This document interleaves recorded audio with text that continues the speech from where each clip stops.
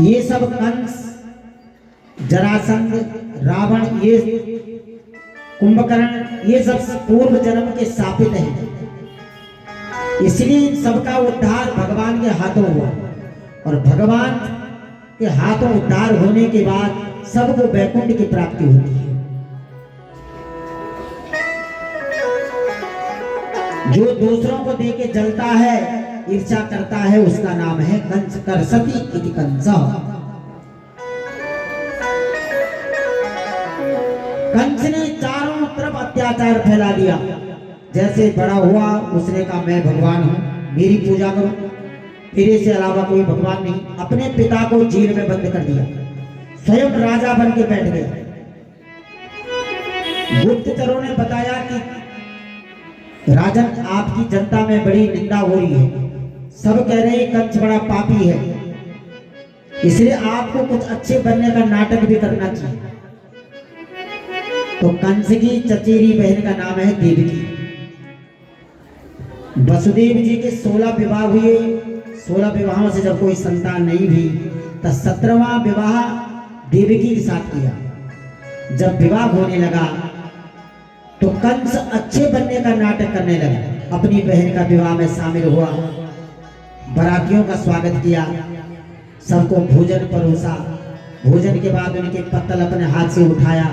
सब कह रहे हैं कंस तो बड़ा अच्छा है, लोग कह रहे हैं बड़ा घमंडी है, ये तो बड़ा अच्छा व्यवहार कर रहा। जब विदाई का समय आया, उस समय रथ में दूल्हा दुल्हन जाया करते थे।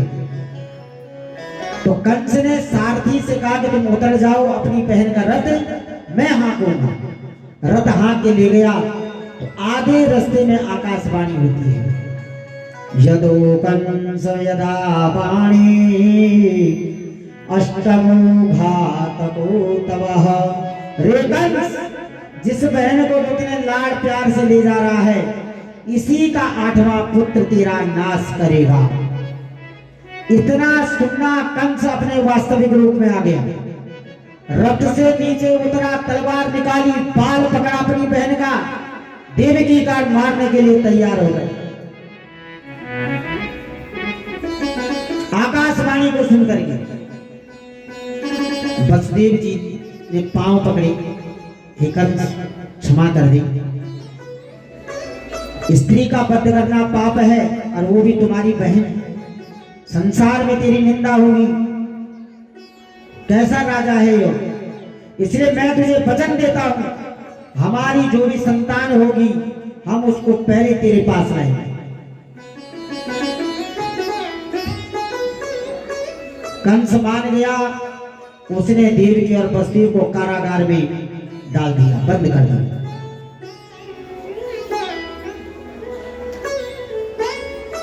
कारागार में बंद कर दिया। प्रथम पुत्र पैदा हुआ। वसुदेव जी कंस के पास ले गई। कंस ने कहा इससे क्या मारिए, तो पहला है, मुझे तो 8वें से खतरा है, वापस लौटा दिया। इतने में कंस के दरबार में नारद जी आए। नारद जी ने कमल का फूल हाथ में था, कंस को कहा इसकी पंखुड़ी गिन, इधर से गिन इधर वाली 8वीं, इधर से गिनी इधर वाली 8वीं। बोला कुछ नहीं, कंस समझ गया 8वां कोई भी हो सकता है। देवो विचित्रो गति, देवताओं की गति विचित्र होती है। बुलाया कंस ने उस वसुदेव को, और जो पहला पुत्र था उसे मौत के घाट उतार दिया। ध्यान दीजिएगा, कर्मणा जायते जंतु कर्मणेव विलीयते, सुखम दुखम भयम क्षेमम कर्मणेवाभिपद्यते। कर्म के अनुसार व्यक्ति अपने फल की प्राप्ति करता है।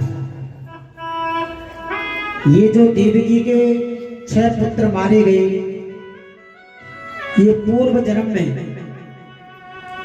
दिति ने इनको श्राप दे रखा था।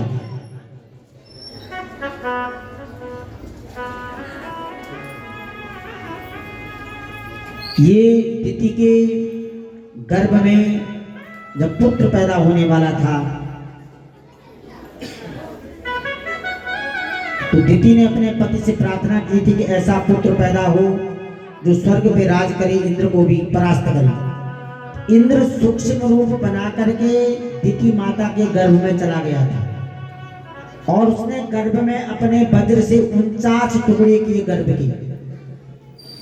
जब गर्भ से 49 टुकड़े किए, दिति को पता लग गया तो दिति रोने लगी और अदिति को श्राप दिया कि तेरे पुत्र ने, तेरे उकसाने पर तेरे पुत्र इंद्र ने मुझे कष्ट दिया, पुत्र शोक दिया, इसलिए मैं तुझे श्राप देती हूँ, तेरे भी पुत्र होंगे और पुत्र पैदा होते तेरे पुत्र मर जाएंगे, उन्हें मार दिया जाएगा, क्योंकि तेरे पुत्र इंद्र ने मेरे गर्भ में आकर के मेरे गर्भ के टुकड़े किए।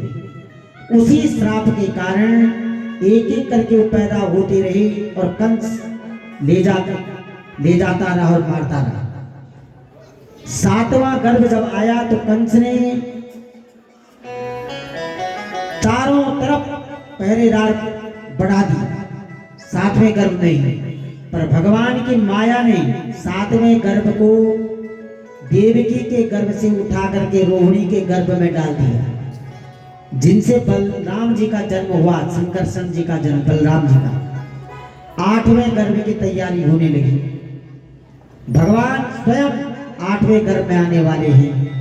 धरती सुंदर हो गई जैसे बसंत ऋतु है। जिस वृक्ष पे कभी पत्ते नहीं लगते थे उन पे फल आना प्रारंभ हो गया। ऋषि मुनियों का मन प्रसन्न हो गया। सारे देवी देवता भगवान की अगवानी के लिए खड़े हैं, कब भगवान इस तरह धाम पे आएंगे, क्योंकि कंस के अत्याचार से पूरी धरती त्राहिमाम है। यज्ञ तप पूजा पाठ इसने सब बंद करा दिया। सारे ऋषि मुनि मनी मन भगवान को याद करते, प्रार्थना करते हैं और भगवान तो भक्तों के हृदय में बसते हैं। भगवान का तो वचन है कि ना हम बसामि वैकुंठे योगीनां हृदयेन च मद्भक्ता यत्र गायन्ति तत्र तिष्ठामि नारद। मेरा भक्त जहाँ मुझे आतुर भाव से बुलाता है मैं वहां नित्य प्रति निवास करता हूँ, उस भक्त की रक्षा करता हूँ। तो सारे देवता ऋषि मुनि जितने भी धर्मार्थी लोग थे भगवान को अंतर मन से पुकारते हैं। मुंह के बाहर बोलेंगे तो कंस को पता लग जाएगा, वो मार करके फेंक देगा। तो भगवान जो भावना की आवाज को समझे, सभी भगवान की अगवानी के लिए भगवान को उपासना कर रहे हैं। बड़ी देर भई नंद लाला तेरी राह तजे